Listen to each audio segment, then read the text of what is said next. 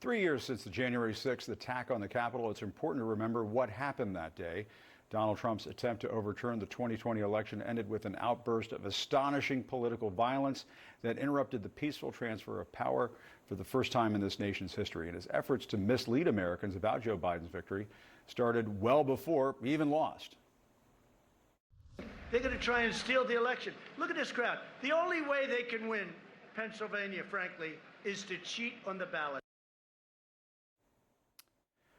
That rhetoric led his followers to a violent attempt to overthrow the democratic process, and that infamous speech on the ellipse earlier in the day on January 6th, Trump egged on a massive crowd of his supporters to take action. And after this, we're going to walk down, and I'll be there with you. We're going to walk down to the Capitol. You'll never take back our country with weakness. You have to show strength, and you have to be strong. We fight like hell, and if you don't fight like hell, you're not going to have a country anymore.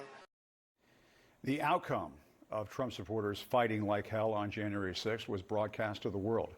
The violent mob smashed through barriers and brutally injured dozens of police officers. 9 Americans died, including 4 officers who died by suicide after that violent day.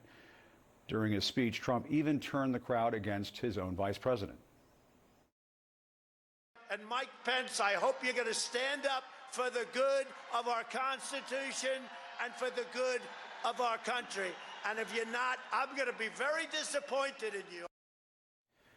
Not long after that, the violent mob erected a gallows outside the U.S. Capitol.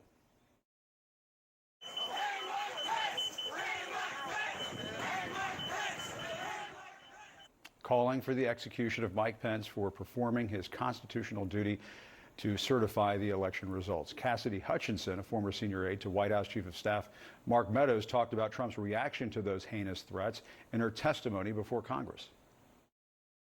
They're literally calling for the vice president to be effing hung. And Mark had responded something to the effect of, "You heard him, Pat. He thinks Mike deserves it. He doesn't think they're doing anything wrong."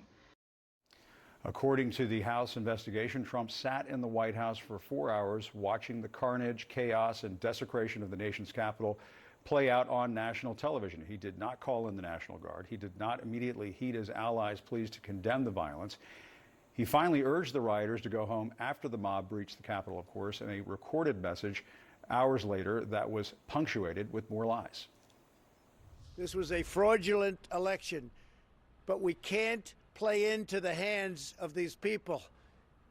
We have to have peace. So go home. We love you. You're very special.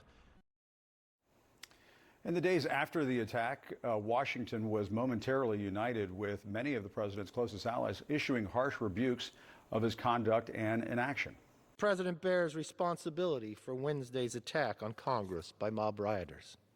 He should have immediately denounced the mob when he saw what was unfolding. All I can say is count me out. Enough is enough. But 3 years later, some of those same people are endorsing Trump, including Kevin McCarthy and Lindsey Graham. And the Justice Department continues to prosecute those responsible, insurrectionists that Trump refers to as hostages. So far, more than 1,200 people have been charged with committing crimes on January 6th, writing that its, quote, resolve has not and will not wane. Just this morning, for example, the FBI arrested 3 defendants in Florida who had evaded law enforcement after being charged for crimes related to January 6th. As of today, hundreds of men and women who attacked the Capitol have been found guilty of federal crimes and sentenced to jail time.